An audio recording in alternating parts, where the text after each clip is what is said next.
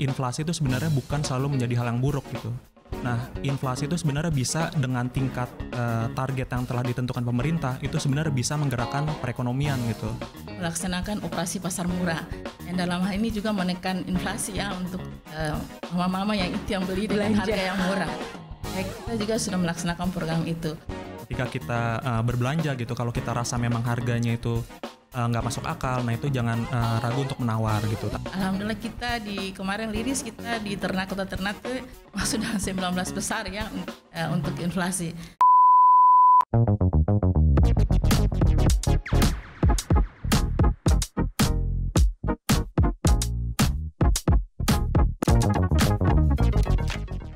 Selamat datang di podcast RRI Ternate Bercerita, bicara di RRI bersama dengan Tri Ismail untuk edisi ataupun episode ini yang nantinya kita akan bercerita mengenai inflasi. Kenapa ini menjadi penting? Karena aku yakin semua generasi, mau itu boomers, Gen Z, semua alpha, bahkan semua akan bergelut dengan keuangannya masing-masing. Dan kita juga harus tahu mengenai pembahasan inflasi ini karena pastinya sangat terdampak dan berdampak untuk kita semua. Sudah hadir di edisi ini ada Mas Hilman dan juga Ibu Sana yang adalah bagian dari ataupun Mas Hilman adalah perwakilan dari Kantor Perwakilan Bank Indonesia Maluku Utara. Selamat datang di podcast RRI Ternate, Mas Hilman. Iya, ada Ibu Sana juga. Ini adalah Ibu Sana ini bagian ekonomi Setda Kota Ternate. Sehat Ibu? Alhamdulillah sehat. Nah, ini senang sekali kita bisa berbagi cerita ya, bercerita mengenai inflasi ini karena banyak orang yang mungkin kalau dengar kata inflasi langsung kayak wah ini pasti akan sangat berhubungan dengan mungkin akan malas didengar atau mungkin akan sudahlah kita mah cuma gini-gini aja gitu ya. Tapi ternyata kita harus tahu apa itu inflasi, gimana pengaruhnya, dampaknya untuk kita gitu. Karena ya mau gimana pun setiap hari kita akan berhubungan dengan uang, baik itu yang cashless maupun yang bukan gitu ya. Dan mungkin kita langsung aja deh ke Mas Hilman dulu nih. Mas Hilman mungkin ke Sobat RRI kita ini bisa jelasin dulu nih, apa sih sebenarnya definisi inflasi ini gitu? Oke, baik Mbak. Jadi sebenarnya inflasi ini tuh udah sering kita temui setiap hari gitu ya. Setiap hari kita seiring berjalannya waktu inflasi itu bisa naik. Nah, secara definisi sebenarnya inflasi itu peningkatan harga barang dan jasa secara umum yang terjadi di suatu wilayah. Ya simpelnya sih sebenarnya peningkatan harga gitu. Nah mungkin sebagai contoh itu inflasi itu berbanding terbalik nih sama daya beli masyarakat gitu kan. Nilai uang gitu. Mungkin sebagai contoh saya nih suka ngopi gitu kan. Mungkin 5 tahun lalu tuh kopi susu cuma 15.000 gitu kan. Nah mungkin di 2025 ini harga kopi susu tuh udah naik bisa 25.000 gitu. 30 deh kayaknya 30 sekarang ya? Iya. Nah itu kan menunjukkan adanya penurunan ada nilai uang gitu kan. Mungkin dengan nilai uang 50.000 5 tahun lalu mungkin saya bisa dapat 3 gelas gitu, 3 gelas kopi susu. Tapi dengan di saat ini saya cuma bisa dapat 2 kopi susu gitu. Nah bisa dibilang sebenarnya tadi itu inflasi itu berbanding terbalik gitu dengan nilai uang dan daya beli di masyarakat. Mungkin demikian kalau untuk simpelnya tuh ada selisih yang terasa banget ya, dan nilai uang yang akhirnya berubah gitu ya. Sobat RRI. Kalau dari Ibu Sana mungkin ada tambahannya mengenai definisi inflasi ini? Ya, inflasi itu ya seperti tadi yang dikatakan di perwakilan BI bahwa di mana ketika kondisi barang dan jasa itu mengalami kenaikan secara dari waktu ke waktu. Nah itu, tapi lagi-lagi ya, kadang kita tuh yang awam gitu ya Mas Hilman ya, kadang kita suka bertanya-tanya sebenarnya dari inflasi, kemudian juga deflasi dan stagflasi itu tuh ada perbedaan gak sih? Atau mungkin ya udah yang penting belakangnya sisi aja gitu. Gimana nih Mas Hilman, bisa Ibu Sana juga bisa sharing ke Sobat RRI kita mengenai perbedaan dari inflasi ataupun deflasi sendiri dan juga stagflasi ini nih. Oke, baik Mbak. Jadi sebenarnya kan tadi inflasi itu simpel kan naiknya harga barang dan jasa. Nah, ada istilah dua lagi tadi kan, deflasi sama stagflasi. Nah, simpelnya kalau deflasi itu seperti kebalikan dari inflasi. Kalau deflasi itu dia penurunan harga barang dan jasa secara umum gitu. Nah, contohnya misalkan nih bulan April gitu kan, Maret gitu, harga cabai rawit nih lagi naik nih. Nah, itu misalkan diakibatkan karena pasokannya sedikit gitu. Nah nanti mungkin setelah ada normalisasi pasokan, itu kan pasokannya meningkat gitu. Nah itu harga-harga bisa turun tadi. Nah itu yang dinamakan deflasi gitu. Terus juga misalkan lagi ada masa panen raya gitu, misalkan dari petani ada panen. Nah itu supply meningkat kan, akhirnya bisa terjadi deflasi. Nah terus yang kedua tadi kan ada yang namanya stagflasi. Nah apa tuh stagflasi? Jadi seperti yang udah dibilang gitu kan, inflasi itu sebenarnya bukan selalu menjadi hal yang buruk gitu. Nah, inflasi itu sebenarnya bisa dengan tingkat target yang telah ditentukan pemerintah, itu sebenarnya bisa menggerakkan perekonomian gitu. Nah, permasalahannya adalah stagflasi itu ketika misalkan inflasinya udah tinggi nih, tapi dia itu tidak diikuti sama pertumbuhan ekonomi gitu. Pertumbuhan ekonomi stagnan, terus juga ada unemployment atau pengangguran besar-besaran. Nah, mungkin sebagai gambaran bisa terjadi nih, inflasi itu terjadi misalkan karena ada stagflasi itu terjadi karena ada peningkatan harga bahan baku nih, raw material. Akhirnya kan si perusahaan itu ketika memproduksi kosnya meningkat gitu kan, mau nggak mau harga jual ikut meningkat. Naik juga ya? Iya, inflasi meningkat juga. Nah tapi masalahnya misalkan tidak diikuti sama peningkatan pendapatan di masyarakat nih. Akhirnya kan nggak ada yang beli lah ibaratnya begitu. Nggak ada yang beli, akhirnya pertumbuhan ekonomi itu stagnan, begitu-begitu aja. Nah akhirnya perusahaan itu harus melakukan penyesuaian nih, misalkan berupa pengurangan tenaga kerja gitu untuk efisiensi. Nah tadi mungkin perbedaannya stagflasi dengan inflasi tadi adalah stagflasi ada 3 poin. Pertama, inflasinya tuh biasanya tinggi. Terus kedua, pertumbuhan ekonominya tuh stagnan, begitu-begitu aja. Terus yang ketiga, ada unemployment besar-besaran. Mungkin demikian. Aduh, aku baru ngebayangin situasi itu aja kayak langsung, aduh ya Allah jangan sampai kejadian gitu ya. Karena ya penggambaran itu pasti akan berujung pada meningkatnya pengangguran di daerah tersebut juga gitu. Untuk daerah ya, apalagi kalau untuk ngomongin Indonesia, skala nasional gitu. Mungkin Ibu Sana ada yang mau ditambahin? Ya, saya rasa seperti itu ya penjelasannya tadi. Iya. Karena pada dasarnya kalau ngomongin soal definisi ya pasti akan menjadi template banget ya untuk bisa ngasih tahu ke sobat RRI kita bahwa itu adalah perbedaannya. Dan kemudian mungkin bagaimana sih sebenarnya untuk kita bisa mengukur inflasi khususnya di Indonesia, karena biasanya kan ada laporan periodiknya gitu kan yang kita tahu gitu, ada rilis-rilisnya baik itu dari tim pengawas baik untuk daerah, kemudian dari perbankan untuk Bank Indonesia. Itu untuk mengukur inflasi khususnya di Indonesia gimana? Mungkin Ibu Sana dulu deh.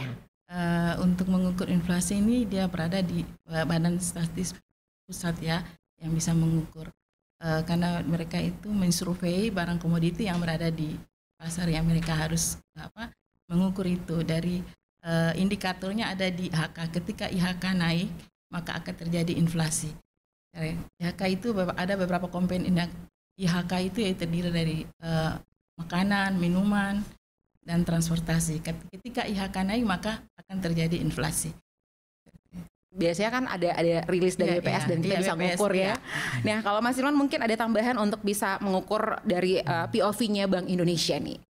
Mungkin tadi seperti yang sudah disampaikan Ibu Nur Sana tadi, memang tadi institusi lembaga yang mengukur inflasi itu BPS gitu kan.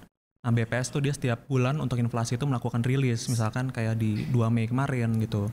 Nah tadi seperti yang udah disampaikan sih, ya BPS itu melakukan survei, nanti dari nilai konsumsi itu dibentuk jadi indeks harga konsumen. Nah setiap bulan tuh kita lihat tuh indeks harga konsumennya meningkat apa turun. Kalau meningkat arti inflasi, kalau turun deflasi. Nah tadi juga untuk pengukuran inflasi itu tadi ada disagregasinya sebenarnya. Kita ada mengkategorikan, ada administer price, misalkan harga-harga yang ditentukan pemerintah gitu, misalkan seperti tarif listrik, tarif angkutan udara, dan lain-lain gitu. Ada juga core inflation. Terus yang ketiga juga ada volatile food. Itu misalkan kayak harga makanan yang bergejolak seperti produk hortikultura, cabai rawit dan lain-lain. Mungkin demikian sih kalau untuk. Iya, karena kalau kita di Maluku Utara juga biasanya yang paling kerasa dan selalu dalam ada rilis gitu ya. Itu pasti nggak jauh-jauh dari pangan ya. Pangan tuh pasti bakal naik turunnya tuh cepat banget gitu. Kalau kita di Maluku Utara khususnya nih sobat RRI. Mungkin sebelum itu sapa dulu sobat RRI kita nih di kamera sini nih. Nah, kita masih bercerita mengenai inflasi bersama dengan Mas Ilman dan juga Ibu Sana. Nah, lagi-lagi dari sobat RRI dan mungkin banyak orang masih bertanya-tanya, sebenarnya apa sih faktor dari akhirnya adanya inflasi? Apakah memang kalau yang kita pernah ngobrolin di ruang yang berbeda gitu ya, kadang ada yang mikir gitu, kalau perilaku kita sebagai konsumen itu juga menjadi sumbangsi nggak sih untuk bisa hadirnya inflasi itu meningkat setiap daerah, khususnya kita di Ternate deh, Mas Hilman atau Ibu Sana yang sering belanja di pasar kan, Iya, ibu pasti ngerasa banget Iya, kan, merasa. nggak ada tuh ya sayur ini berapa 5.000, angkanya selalu bulat, nggak ada kayak 3.500, 1.500 atau mungkin 1.700, 2.300, nggak ada, kita nggak ketemu. Pasar Ternate Maluku Utara semuanya bulat. 5.000, 10.000, 20.000, 15.000. Nah ini mungkin bisa di-sharing dulu ke Sobat RRI, faktor-faktor apa sih Ibu Sana yang akhirnya menjadi inflasi itu tumbuh di daerah ataupun di Indonesia nih? Baik, terjadi inflasi itu karena naiknya produksi, kemudian naiknya permintaan sehingga terjadi inflasi yang begitu bersifat ekonomi lah ya. Iya. Nah kalau Mas Hilman nih gimana? Oke, jadi sebenarnya inflasi itu simpelnya faktornya itu bisa dilihat dari dua gitu, dari sisi demand sama dari sisi supply. Nah, kalau dari sisi demand tuh sebenarnya namanya demand pull inflation. Jadi inflasi yang disebabkan permintaan demand. Nah, simpelnya nih misalkan kayak bulan puasa kemarin, bulan Ramadan gitu kan, itu banyak peningkatan permintaan barang dan jasa. Nah, itu kalau nggak diimbangin sama supply yang ada gitu, itu akhirnya kan demand-nya lebih besar. Nah, itu bisa menyebabkan inflasi. Nah, itu yang disebut tadi inflasi yang disebabkan karena adanya peningkatan masyarakat. Nah, terus ada dua nih dari sisi yang supply-nya. Misalkan tadi dari sisi produsennya nih, bahan bakunya itu meningkat. Misalkan harga cabai meningkat, harga minyak meningkat. Itu tadi kan cost produksinya meningkat juga tuh dari sisi produsennya. Mau nggak mau dia harus meningkatkan harga jualnya untuk ngejaga keuntungan marginnya gitu. Nah itu bisa juga menyebabkan inflasi. Jadi dari sisi demand, supply juga ada sih. Nah itu kalau kita ngomongin soal keilmuan ekonomi ya. Tapi kalau perilaku kita nih, Mas Hilman, kadang aku suka juga gitu. Mungkin juga akhirnya jadi keliru dan tolong diluruskan ya buat Sobat RRI juga gitu. Jangan dicontoh. Aku tuh tipikal yang kadang suka nggak enakan kan. Jadi kalau misalnya belanja, oh ini harganya 17.000, 20.000, udah Bu nggak usah kembalian. Apakah itu juga menjadi sumbangsi faktor penyumbang inflasi juga, Mas Hilman atau Ibu Sana? Kalau itu ya mungkin kita itu pentingnya juga berbelanja bijak gitu. Itu dia. Nah itu jadi mungkin kita ketika kita berbelanja gitu, kalau kita rasa memang harganya itu nggak masuk akal, nah itu jangan ragu untuk menawar gitu. Tapi kalau itu kan untuk nyumbang itu kasihan kan, mungkin itu hal yang berbeda. Jadi beda itu ya. Tapi lagi-lagi kita jangan melakukan perilaku pembulatan ke atas ya. Kalau bisa ditawar untuk belanja bijak, bila perlu mungkin Sobat RRI sebelum ke pasar minimal ada daftar belanja harian gitu. Itu bagian dari pengaturan ekonomi harian juga penting banget ya, keuangan ya Mas Hilman ya. Karena untuk sekarang juga banyak banget aplikasi, mungkin konten kreator yang sharing mengenai gimana nge-manage keuangan harian, mingguan, bulanan gitu. Kalau Ibu Sana juga menerapkan catatan pengeluaran juga. Tapi kadang-kadang kalau kita sampai di pasar, apa yang kita mau inginkan itu lain. Karena itu jadi kayak berasa jadi, untuk semua dari kita kayaknya ibu-ibu apalagi ya. Nah. Kalau tawar menawar tuh memang pasti itu ya kalau terjadi. Tapi kalau misalnya tujuan kita belanja dengan catatan, pasti bakal sesuaikan dengan catatan yang ada. Kalau bisa sih, ya. Untuk perilaku belanja bijak gitu. Aduh, dan lagi-lagi mungkin Sobat RRI kita mikir bahwa dari tadi yang kita bahas, wah ini inflasi ini parah banget nih. Inflasi jangan sampai terjadi. Tapi ngomongin soal inflasi, apakah inflasi itu akan selalu berdampak negatif? Kalaupun iya, itu biasanya dicontohin dengan gimana-gimana tuh. Mungkin Ibu Sana atau Mas Hilman bisa sharing ke Sobat RRI kita. Kalau saya sih memang dampak ya, karena daya belinya menurun. Kemudian orang yang mengeluarkan untuk membeli barang itu juga hati-hati. Masuk duit yang mereka mau beli juga mereka harus berpikir, wah ini barang ini terlalu mahal ya. Jadi terus kalau saya tuh beli seadanya saja gitu. Nah, iya, jangan sampai kalau kita, iya benar. Ya, jangan sampai, maksudnya barang yang kita belum butuh kita langsung ini ambil untuk keperluan itu. Padahal sebenarnya nggak usah itu. Ya sebutuh yang kita gunakan saja ya. Iya, aku pas Ibu Sana ngomong gini kayak kerasa ini kok aku banget gitu. Aku sebelum belajar dan tahu mengenai dampak dan lainnya, aku tuh suka ngetok gitu. Mikirnya kan, ini buat seminggu deh, nggak taunya sebelum kepake udah nggak layak pakai. Apalagi untuk rempahan dan lain sebagainya yang mentahannya langsung dikulkasin gitu. Itu biasanya kan mubazir gitu ya. Akhirnya yang kita buang itu bukan hanya sekedar cabe, tomat, rica tomat gitu ya, bawang, tapi itu adalah uang yang kita buang ya. Nah, kalau Mas Hilman mungkin bisa sharing juga nih. Oke, mungkin tadi kan inflasi itu sebenarnya bukan sesuatu yang buruk gitu kan. Nah, tapi dengan catatan memang dia itu terjaga di tingkat yang udah ditentuin pemerintah. Nah, untuk di 2025 ini sendiri kita targetnya itu kan di 2,5% ya, secara year on year. Nah, plus minus 1%. Nah, itu artinya tingkat inflasi yang ditargetkan itu di 1,5% sampai 3,5%. Nanti jadi di Desember 2025 kita bandingin nih sama 2024 gitu. Nah, itu range-nya masuk apa enggak. Nah, kenapa inflasi itu bukan sesuatu yang buruk gitu? Nah, karena inflasi itu simpel kayak tekanan darah gitu kan. Kalau terlalu rendah gitu juga nggak bagus. Karena tadi misalkan inflasi terlalu rendah nih, akhirnya perusahaan itu, produsen bisa juga merugi gitu kan. Karena tadi harga jualnya terlalu rendah, akhirnya nggak nutup. Nah, akhirnya pada akhirnya tuh tidak bisa merekrut karyawan misalkan. Nah, akhirnya inflasi yang terjaga itu bisa menggerakkan perekonomian kayak tadi udah dibilang itu. Nah, akhirnya bisa menggerakkan perekonomian, akhirnya bisa merekrut orang lah seperti itu. Pengangguran bisa berkurang gitu. Mungkin begitu. Lagi-lagi ya kalau kita ngomongin soal soal bagaimana hadirnya tim TPID sendiri, kemudian Bank Indonesia dan semua struktur stakeholder yang terlibat gitu ya, semuanya sudah berusaha untuk bisa, ayo kita jadi konsumen yang bijak gitu ya, belanja bijak atau bahkan mungkin pada penggunaan transaksi yang harusnya di manage dengan baik gitu ya, karena itu akan punya sumbangsi gitu. Nah, kalaupun peran dari Bank Indonesia untuk bisa hadir dalam pengendalian inflasi itu seperti apa nih? Mas Hilman. Oke, jadi sebenarnya kalau dari peran Bank Indonesia itu pertama BI ini nih otoritas moneter gitu, satu-satunya di Indonesia gitu. Nah, perannya salah satunya toolsnya itu yang bisa digunakan peningkatan suku bunga gitu, pengaturan tingkat suku bunga. Nah, tadi dengan pengaturan tingkat suku bunga, simpelnya sih nanti itu berpengaruh ke jumlah uang yang beredar gitu kan. Misalkan ketika tingkat suku bunga itu dinaikkan, akhirnya jumlah uang yang beredar di masyarakat itu semakin berkurang. Nah, harapannya itu dapat mengatur dari sisi permintaan nih, demand gitu kan, dari konsumsi masyarakatnya juga bisa direm seperti itu. Dan itu juga berdampak ke investasi dan lain-lain. Yang pada akhirnya itu nanti itu berdampak juga tuh ke tingkat inflasi di Indonesia. Mungkin seperti itu sih. Ya, lagi-lagi ya Sobat RRI, ini setiap daerah punya formulanya masing-masing untuk bisa mengendalikan inflasi daerah gitu ya. Dan kalau Ibu Sana dari tim TPID untuk Kota Ternate ya, siap, nah itu gimana tuh? Kalau kita berbicara tim, berarti di dalam tim pengendalian inflasi itu ada terkaitan dengan OPD-OPD terkait ya. Kemudian stakeholder, dalam ini BI juga dalam masuk di dalam tim itu. Kalau maksudnya kalau OPD terkait itu di sini ada Dinas Pertanian, kemudian Perikanan, Dinas Tanaman Pangan.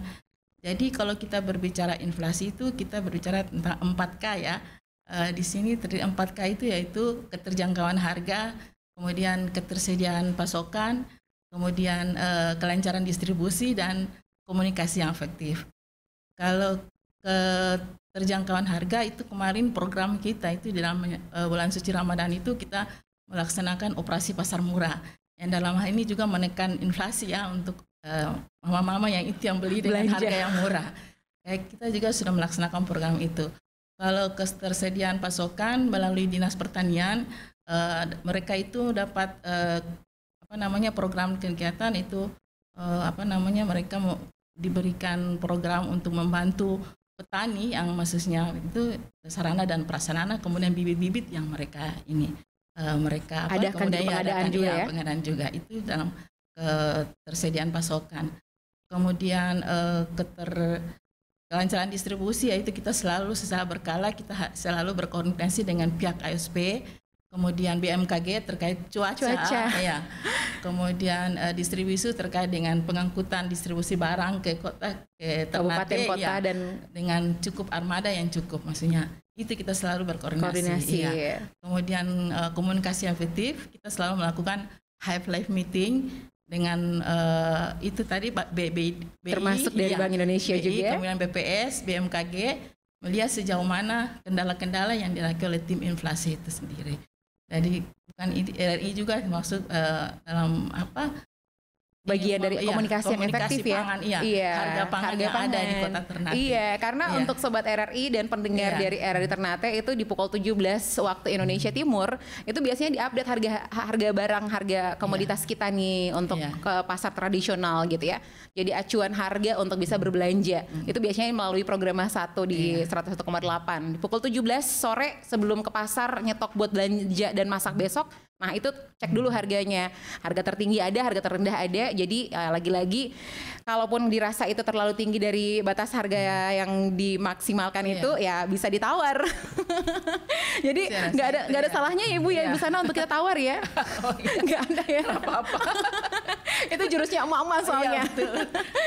Nah ini tadi juga mungkin sudah kejawab, ada sobat RRI kita yang menanyakan mengenai apakah hubungan antara inflasi dan suku bunga. Tadi sudah sempat terjawab tapi mungkin ada tambahan, silahkan Mas Hilman.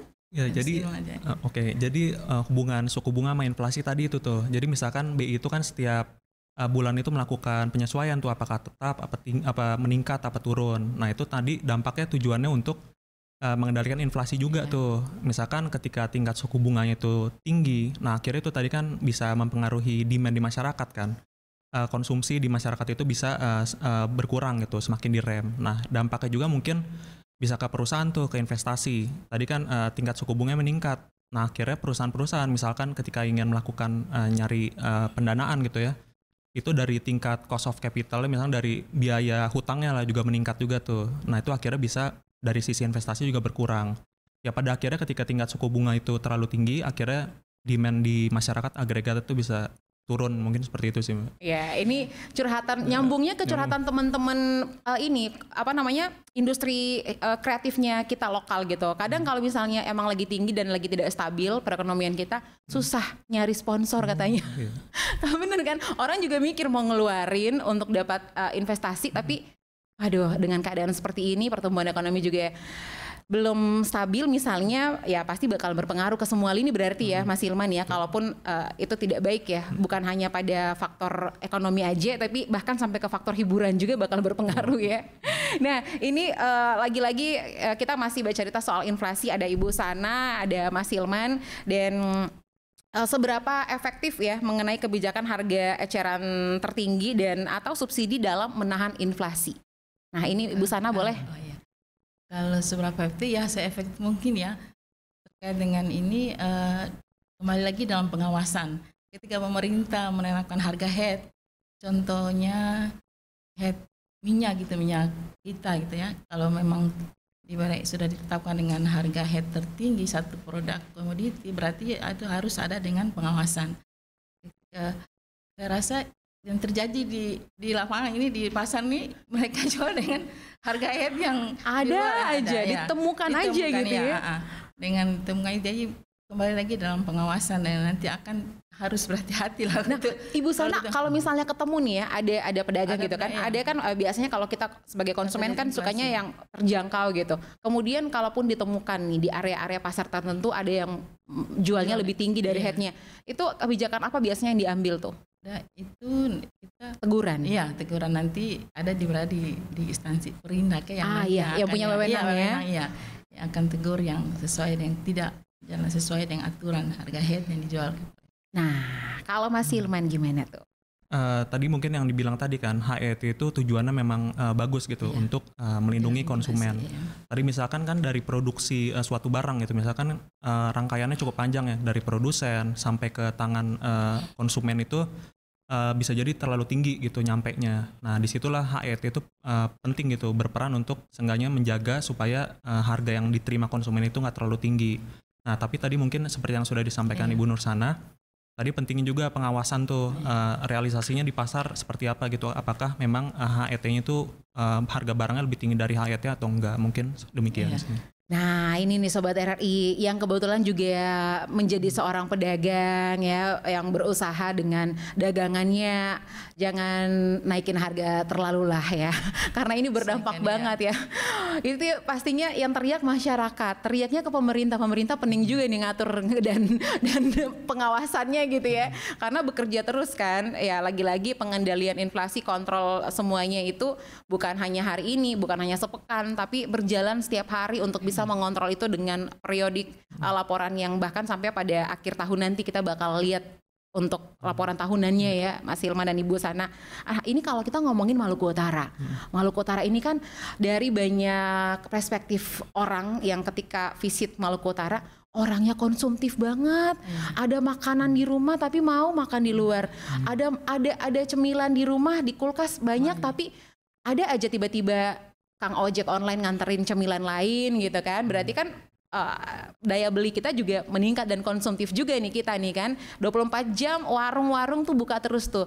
Orang masuk terus, belanja terus gitu. Nah ini bagaimana dengan inflasi Maluku Utara khususnya saat ini yang dilihat dari perspektif Ibu Sana sendiri sebagai tim TPID Kota Ternate, tapi pastinya juga akan mengetahui sinkronisasi informasi lah ya dengan Maluku Utara. Apakah ini masih masuk dalam kategori normal atau seperti apa nih? Mas Hilman deh. Jadi sebenarnya inflasi di Maluku Utara ini nih kalau kita lihat sejarah panjangnya, itu sebenarnya sebelum 2019 tuh inflasi kita tuh di bawah angka nasional gitu rata-rata gitu. Nah tapi memang setelah adanya mungkin seperti perkembangan ekonomi, hilirisasi nikel gitu ya di 2019an ke atas gitu, inflasi kita tuh di atas rata-rata nasional. Nah tapi itu bukan menjadi sesuatu hal yang pertanda buruk gitu. Tadi artinya kan inflasi belum tentu buruk gitu kan. Nah itu bisa jadi memang udah mulai ada peningkatan aktivitas ekonomi tuh di masyarakat gitu. Nah, untuk inflasi di Maluku Utara ini sendiri di posisi April kemarin ini baru rilis kan di 2 Mei. Nah, itu kita di 3,23% gitu. Secara year on year dan secara year to date kalau dibandingin Desember itu di 2,19%. Nah, itu sebenarnya masih terjaga di tingkat harga yang ditentukan pemerintah tadi di 2,5 plus minus 1%. Nah, terus ya mungkin kalau untuk di inflasi di Maluku Utara mungkin yang perlu kita perhatikan tuh cuma 2 gitu. Terutama itu yang volatile food tadi kan ada produk hortikultura, barito ya, bawang, rica, tomat. Nah itu biasanya memang dia itu volatile banget tuh setiap bulan. Nah terus yang kedua juga produk aneka ikan segar nih kayak aneka ikan tangkap. Nah itu biasanya memang cukup bergejolak banget tuh tiap bulan. Nah sisanya sih sebenarnya dari awal tahun kemarin sisanya tuh kayak kebijakan pemerintah sih, misalkan kayak diskon listrik, diskon tarif angkutan udara, terus sama yang lain-lainnya gitu sih, bensin, yang ikut ya. Bensin. Nah kalau Ibu Sana, kita khusus di Kota Ternate memang baru liris kemarin di bulan April, memang Ternate inflasi di atas 3,2 ya, 3,3% ya, iya. Memang masih taraf ini secara nasional masih di bawah ini ya, minus 1. Jadi saya mau ini juga sampaikan bahwa kita ini tim TPID ini setiap hari Senin itu kita Zoom bersama Mendagri. Langsung ya. Sejauh mana melihat perkembangan inflasi yang berada di daerah kita masing-masing. Alhamdulillah kita kemarin liris kita di Kota Ternate masuk dalam 19 besar ya untuk inflasi. Mudah-mudahan dengan berjalannya waktu kita bisa bisa terkendali inflasi kita dengan adanya kayak itu ya IPH ya, indeks perubahan harga. Kemarin itu kita di Kota Ternate itu dalam masuk komoditi ayam itu kita masuk di urutan kelima ya. Padahal kalau saya lihat memang ayam itu jualannya bervariasi loh. Iya. Ada yang 300, ada yang 4 itu besarnya ayam tergantung ukuran biasanya. Tapi tahu mereka itu dapat data dari mana. Jadi kita termasuk dalam inflasi komoditi ayam itu di Kota Ternate termasuk dalam ya. Dibarengi dengan kabupaten lain, misalkan Haltim, ada juga yang minyak kita itu mereka jual di atas harga head juga. Ya. Jadi kita setiap sini itu kita selalu berzoom bersama Mendagri dengan seluruh kabupaten kota yang ada di Indonesia. Waduh, ini dan sampaikan kendala-kendala apa yang terjadi di lapangan. Iya kan? Karena yang pasti laporan dari tim lapangan itu udah real banget karena langsung turun ke lapangan ya Ibu Sana ya. Aduh, ini tadi ternyata juga semuanya yang paling aku nangkep dari Mas Hilman dan Ibu Sana, secara konsumtif kita lagi-lagi ikan seger yang paling bergejolak hampir pada laporan pasti itu, entah itu karena faktor cuaca atau mungkin karena memang apa ya, perspektif kita bahwa makan ikan itu yang harus yang ikan yang seger banget, yang kadang muter. Bu Sana gitu juga nggak sih kayak saya kalau masuk pasar ikan muternya berkali-kali? Oh iya, kita mesti cari kan ya ikan yang paling murah atau paling seger. Kadang suka gitu. Iya kan, udah lihat nih, udah lihat, wah ini kulitnya celing banget nih. Om, ikan baru Kak? Iya, pasti kan? Ada pertanyaan itu. Iya, betul. Dan ternyata Sobat RRI, mungkin ini menjadi hal yang perlu diluruskan juga secara perspektif kita ibu-ibu dan yang belanja langsung di pasar gitu ya, bahwa sejatinya ikan yang kita konsumsi baik itu ikan yang seger, ikan yang kalau kita di sini kan ada ikan asar ya, ikan fufu, kemudian juga mungkin ikan tore, kemudian juga ikan nafi, ikan teri ya. Ada juga ikan kalengan yang kita dapatkan di pasar. Itu tidak selalu dalam pikiran kita kayaknya nggak sehat nih ya. Ternyata keliru ya. Kemasan packagingnya sudah sangat safety, kemudian kandungan yang ada dalam kandungan komposisinya juga sudah tertera sangat jelas gitu ya. Jadi mungkin kalau perilaku kita di Maluku Utara yang selalu kita gaungkan keluar bahwa kita ini adalah provinsi yang makannya ikannya mati sekali gitu. Tapi ternyata bahwa benar kan, memang benar. Tapi lagi-lagi jangan sampai kita mengkesampingkan yang namanya ikan-ikan yang tadi lagi nih, ikan asap, ikan tore, ikan kering gitu, ikan teri, ikan nafi, ikan kaleng bahkan gitu ya. Itu juga menjadi sesuatu yang bisa jadi pilihan untuk kita konsumsi sehari-hari gitu. Bener Ibu Sana ya? Iya betul. Tadi itu pasti ya. Nah ini lagi-lagi nih, kalau ngomongin soal inflasi ya, baik Ibu Sana kemudian Mas Hilman, ada nggak sih pengaruh dari inflasi dalam kehidupan sehari-hari kita, terutama pada pengolahan keuangan Sobat RRI atau mungkin kita pribadi nih? Oke, jadi mungkin tadi kan inflasi itu dampaknya bisa mengurangi daya beli gitu. Nah, salah satu cara yang bisa dilakukan masyarakat gitu untuk mengurangi dampak negatif dari inflasi itu salah satunya adalah investasi nih. Nah, mungkin tadi kan inflasi berapa gitu kan peningkatannya setiap tahun.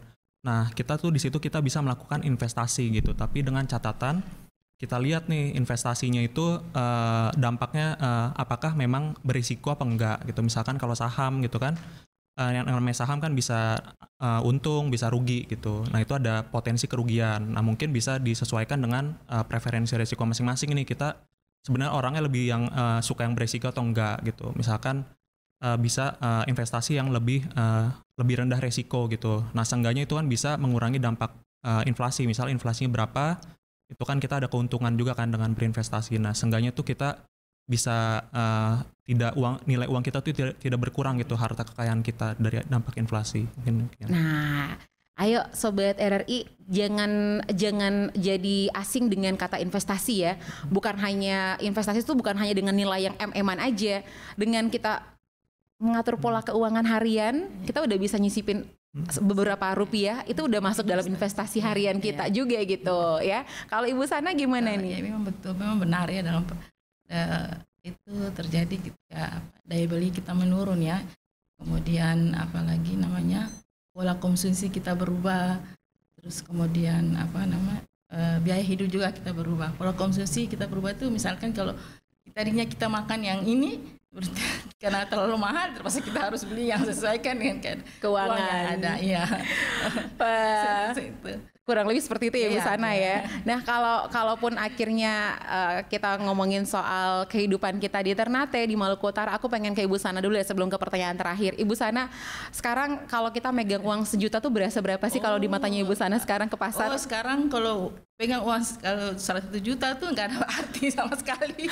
Nilai berubah ya Mas Hilman ya? Perubahan. Ya, padahal pendapatan kita tetap ya, tapi hampir di pasar 1 juta tuh hanya apa yang kita beli ikan. Sekarang kalau 100.000 biasa dulu bisa beli ikan, sayur, tomat. Jadi sekarang nggak bisa ikan. 100.000 saya ikan saya nggak bisa. Sekilonya pernah tuh saya nanya kan, sekilonya berapa dijual kiloan kan? 120 udah belok langsung. Itu ketika lagi-lagi berhubungan dengan cuaca. Makanya kenapa BMKG juga harus hadir ya dalam tim inflasi untuk bisa memberikan pandangan mereka. Pengaruhnya seperti ini ternyata. Apalagi untuk mata pencarian kita di masyarakat lokal kita juga nelayannya juga mendominasi gitu kan, apalagi kita di pesisir kepulauan ya yang memang cuacanya kadang memang tidak menentu, udah diprediksi tapi lagi-lagi ya alam yang berkata, alam yang berkata. Nah ini mungkin jadi pertanyaan terakhir saya dan juga Sobat RRI untuk Ibu Sana sama Mas Hilman, apa yang bisa dan harus kita lakukan dalam menghadapi inflasi? Ini kan kita di tengah tahun ya 2025 dengan pandangan lagi sampai nanti pada laporan tahunan di akhir Desember 2025, apa ya yang harus dan bisa kita lakukan untuk bisa ikut menghadapi dan mengendalikan inflasi ini? Oke, jadi kalau yang bisa dilakukan dari masyarakat gitu ya, itu salah satunya adalah belanja bijak tadi gitu. Nah, kita tuh belanja sebaiknya tuh tidak terlalu berlebihan gitu, sesuai dengan kebutuhan yang kita butuhkan aja gitu. Nah tadi kenapa? Karena kalau kita berbelanja berlebihan, tadi demand-nya kan terlalu tinggi gitu, jadi nanti terlalu tinggi misalkan supply-nya tuh nggak bisa ngimbangin, akhirnya itu bisa mendorong inflasi lebih tinggi. Nah mungkin itu salah satu peran dari masyarakat yang bisa dilakukan sih, dengan belanja bijak gitu, bisa dari diri kita masing-masing gitu. Oke, pesan dari Mas Hilman, belanja bijak. Ayo Sobat RRI belanja bijak, usahain ya belanja yang sesuai dengan kebutuhan, jangan lapar mata. Ya. Kalau Ibu Sana saya silakan. Seperti ini Mas Hilman juga belanja bijak, belanja seperlunya. Kalau tidak perlu jangan buang kan, kalau beli makanan terlalu banyak ketika kita bawa pulang yang kita makan itu hanya ini saja sedikit. Seadanya iya. Jadi sebaiknya kita berinvestasi di mana, menabung. Kalau hal-hal yang perlu baru kita keluarkan transaksi. Baik, terima kasih untuk obrolannya di hari ataupun edisi kali ini di Bacarita bicara di RRI Ternate mengenai inflasi. Ada Mas Hilman dari Kantor Perwakilan Bank Indonesia Maluku Utara, ada Ibu Sana ya bagian ekonomi Setda Kota Ternate, juga bagian dari tim pengendali inflasi daerah ya khususnya Kota Ternate. Terima kasih sudah berbagi obrolan dengan Sobat RRI kita. Kita punya pandangan cakrawala yang berbeda mengenai inflasi ini, dan semoga saja kita bisa merubah ya pola pikir kita, lifestyle kita dari sekarang. Sobat RRI, ayo jangan sungkan untuk mengatur keuangan harian, walaupun mungkin ngerasa bahwa apaan sih cuma harian aja 100-200 ribu, tapi ternyata itu berpengaruh itu untuk bisa memutar keuangan pribadi dan juga pastinya berpengaruh pada pengendalian inflasi daerah kita masing-masing. Dimanapun kalian berada, semua tim pengendali inflasi setiap daerah bekerja dengan semua stakeholder, dan kita sebagai masyarakat ayo kita dukung dengan belanja bijak ya. Pokoknya belanja bijak, gak boleh berlebih. Kalau berlebih mubazir, itu yang kalian buang adalah uang yang kalian cari dan kalian kerja ya. Aduh capek-capek kerja ya, ditopang sama kafein gitu. Aduh pokoknya harus belanja bijak biar kita bisa jadi bagian dari masyarakat yang cerdas dalam mendorong pemerintah dan semuanya untuk bisa memajukan Indonesia kita menuju Indonesia emas ya Sobat RRI. Terima kasih sekali lagi, sampai jumpa di edisi podcast selanjutnya dari Bacarita bicara di RRI Ternate.